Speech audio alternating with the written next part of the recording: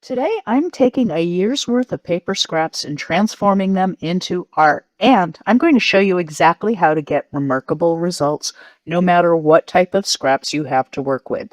Join me as I share one of my all-time favorite techniques. I'm Jackie Bernardi, and welcome to my studio. This piece has been a work in the making for over a year. And all I'm doing with this piece is creating a highly visually textured background by collaging layer after layer of scraps, just scraps that I have from my painted papers, and I'm getting them onto this panel. Now I'm going to take you through the whole process today, but all I have been doing for the past year is whenever I have some leftover scraps and some leftover medium, I've just been putting the scraps down onto this hardwood panel. This panel is a 36-inch by 36-inch birch panel. And I'm just using, I have two of them, actually, two of these panels. And on both panels, I'm creating this background. I think it's going to be a background. We'll see when it's all said and done. But a background that just looks very textured, but is actually completely smooth to the touch. So to get that, what I'm doing is I'm building up many layers of these scraps, and you'll see how I get to the smoothing process. But for right now, what I'm using is gel matte medium. Normally, when I'm collaging, I use regular matte medium, not the gel version. The only reason that I'm using the gel today is because some of these scraps are very thick pieces of paper and some of them are very thin, and I don't really want to fight with the thick pieces of paper as I am laying down these collage pieces. So by using the gel matte medium, it's a thicker viscosity than regular matte medium, and it does a better job of holding thicker papers. Now, I'm also thinning out the medium for some of the papers by spraying a little water on it. So if you use a gel medium, just know that you can thin it out for lighter duty papers if you want to by spraying some water on it. And that's what you saw me do there. That piece of paper that I just put down, that blue and green one, that was a piece of medical exam paper, actually, and it didn't need a heavy duty gel. And also, I just didn't want to put a ton of gel down underneath and over that piece of paper.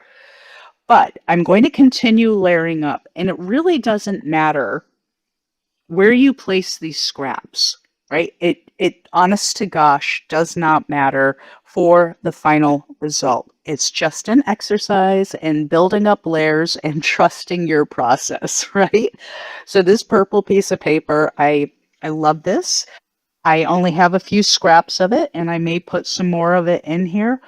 But what I want to say is you get far more interesting results from this technique by using just a wide variety of papers. They do not have to look good together because they will look good together ultimately. So don't worry about the types of papers that you're using. In this collage right now, I have magazine pages. I have this piece right here is a piece of heavy-duty watercolor paper, actually, that was painted, and I had some scraps left of that. So because this is so thick, I'm glad I am using some gel medium to hold it down because it would want to curl up otherwise, right? So again, like I said before, I don't want to fight it. But I've got watercolor paper, I've got medical exam paper, I've got tissue paper, I've got copy paper, I've got newsprint, I've got just about every type of paper that I have represented in this collage. And it doesn't matter the colors, it doesn't matter if there's handwriting on it or if there's text. It's all going to look fantastic in the end. You know, when you see one of those billboards, or yeah, billboards, I guess is what I want to say, that has many over the years, many different postings put up, and as it's been torn down, it gets those gorgeous layers of texture that you see underneath. That is the intended effect that I'm going for today. All right. So some of these papers, like the medical exam papers, will go completely transparent when you use gloss medium. So what you just saw me put down a moment ago is some actual just plain gloss medium. It's not gel, it's just gloss medium. I put the gloss medium down first, then that piece of green and gold paper that I put down, I sprayed it with water, and then I put it wet down into the wet gloss medium and then covered it with more wet gloss medium. That will make the paper go completely transparent, except for the paint, obviously. And it does a beautiful job of showing the layers below it. So as we work through this process, different layers of this collage will reveal itself until we get oh my gosh. I get very excited about some of these pieces of paper, I'm not going to lie. And the reason for that is as I put this piece of paper down, first off, it's cut in an interesting shape, whereas almost all these other pieces have been torn. But not only is it cut in an interesting shape, there's the little hole punch cutouts that once I start doing parts of the process later on, that's going to make a really visually interesting effect in the final collage or the final piece. This here is from a gel print stencil that I did. Again, it's on the medical exam paper, the crepe style medical exam paper. I will link to it in the description. I will also link to the video that started me off using the medical exam paper because it makes me so happy. So I'll link to that. I'll also link to the video where I started this wood panel. I put out that video, gosh, about a year ago, and it was how to prepare a wood panel to be used in art. But also I went in and I created the base layers of this collage. So you will be able to see this project pretty much from start to finish if you watch that video after this one. And again, it's listed down below. As you can see, there's no rhyme or reason. I'm not trying to make a composition out of these papers at all. I am literally just putting them down anywhere that feels good to me, right? I'm not worried about colors not working next to one another. I'm not worried about prints that look good next to each other. It just doesn't matter. Like this orange piece that I'm putting down right up against that lapis blue and pink and green. Like it's a weird combination, but it doesn't matter. It truly doesn't matter, and you'll see why shortly. So yeah, I think I'm at a good stopping point. What I need to do is I need to let this dry and dry completely. So I actually took it outside and let it dry in the sun for a few hours. And now I've brought it back in.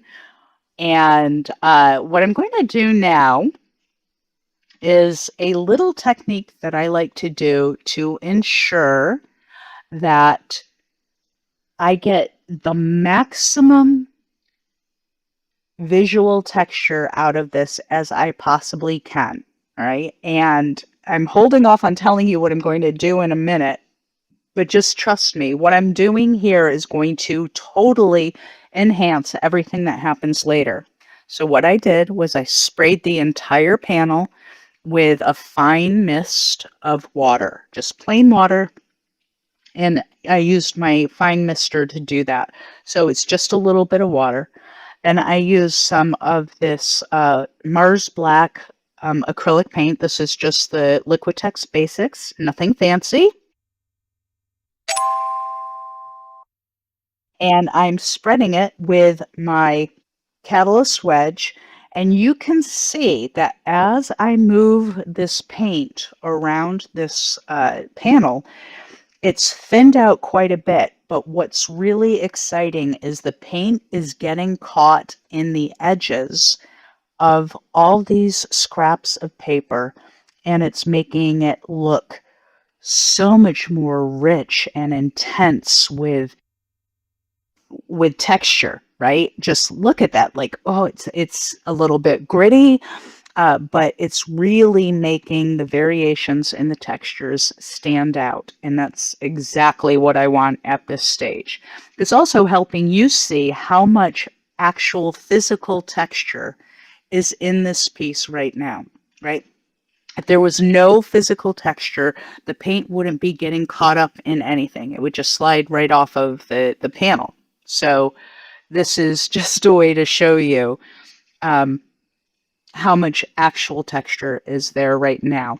But that's not why I put the black down. I put the black down because I do want it to enhance and come through when I move into the next steps. Now you can put on as much or as little paint as you want at this stage in the technique. You don't have to use black. You could use any color. You could use a metallic. You could use my beloved Nova Super Pearl Gold. You could use whatever you want. Also, you don't have to use anything. But I think when you see what happens by putting particularly a darker color down, I think once you see what happens ultimately, you'll understand why I chose to use color instead of just leaving the panel as it was. So again, have to let it dry completely. And because of the way I'm filming this video, that would not be ready in time for me to get it done and post this video. So this is the second wood panel.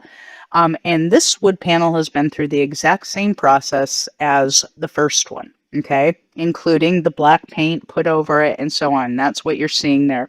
I didn't use as much black paint on this one, but it doesn't matter. So here I have my orbital sander. I love using this thing. I'll be using it on the giant oyster project. I'm using it on this.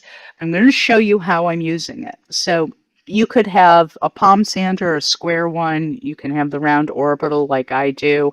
If you use a sander that has an attached vacuum, like this one that has that little vacuum in the back, you want to make sure that when you put the sandpaper on your tool, that the holes in the sandpaper match up with the holes on your tool, okay? That's important for the sand. Otherwise, you'll just get dust everywhere, which is also okay. You can clean it. But all I'm doing is I turned on the palm sander and I'm not even pushing down on it. I am just moving it around the surface of this panel. And what it's starting to do is it's starting to knock down the texture, right? The buildup of all these scrap layers, and it is creating it all as one layer. But because there were so many layers built up, as you sand them down, some of the papers will reduce, some will just thin out. And what you're seeing there, kind of that whitish look, that is where the sander is removing not just paint, but the paper. And it's creating this incredibly cool blending visual texture. You'll see in a little bit as I move my hand across it that this will be perfectly smooth when I'm done with it, but it will look like it has intense texture.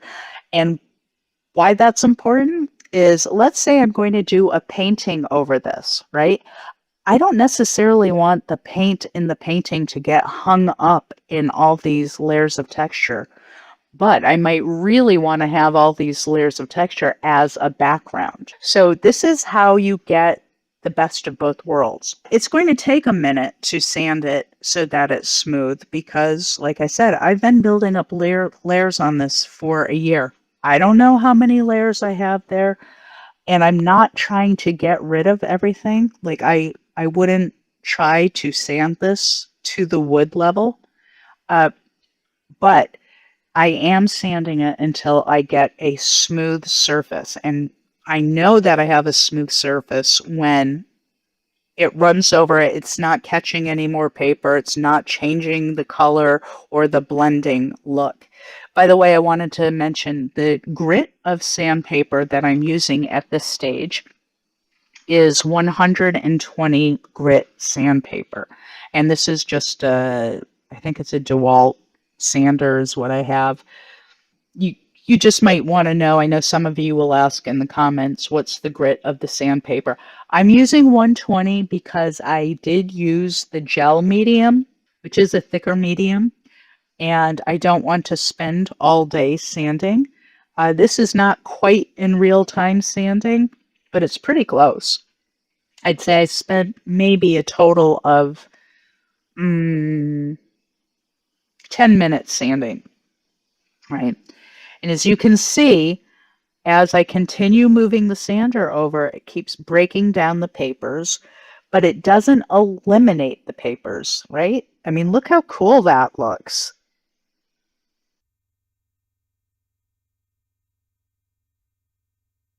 Now, right now it's a little bit dusty, and so I'm going to have to fix that. As I run my hand over it, I can tell it's dusty, and before I do anything else, I definitely want to clean that off so that future layers of paint or medium that I might want to use on here will adhere properly, right?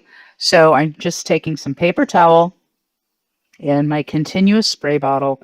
I'm going to spray the entire surface with a fine mist of water again, and then I'm just going to wipe it all down to get all the dust off. And this is perfectly smooth.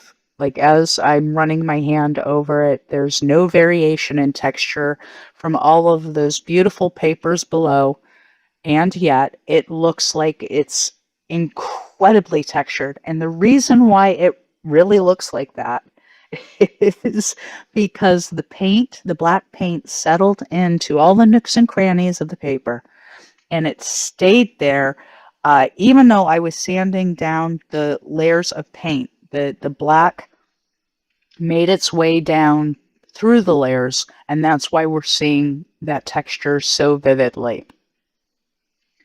Now that I have it sanded and I've cleaned off the dust particles from the sanding, I'm going in now with gloss medium, and I am using gloss medium on purpose, and I'll explain why.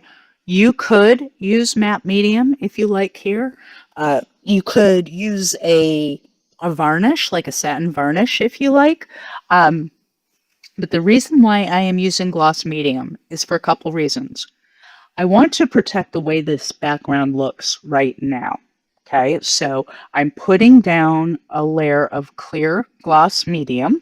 Oh, it looks so good too because the gloss really pulls the color up from the depths and makes it look even more intense. That's one reason, is to protect it. The second reason is when I want to paint later, if I make a mistake with the paint and I want to wipe it off or get rid of it, by using gloss medium, it makes it really easy to do that. So, pro tip there. Gloss medium is awesome. And then I can go back over it later and completely reduce the shine by putting a matte medium or even an ultra matte medium over it if I wanted. Right? So this is just a holding layer really for what I decide to do next. So this is just my happy place. I love doing this technique. If you've never tried it, go ahead and try it. You do not have to use a palm sander. You can just use a sanding block. It's just going to take a lot of elbow grease. The palm sander makes it easier. But look at that. How cool is that, right? Oh, I love it. Absolutely love it. I mean, honestly, I could put this on the wall right now and be happy with it. But I think I am going to use it for a background. And look at how beautiful these papers turned out. And like even the little rounds that I stuck on there, the rounds stayed, but they completely blended in. Thank you so much for being here. If you enjoyed it, I would really appreciate it if you would subscribe to my channel and you'll be notified when the next video comes out. This is the video I would watch next.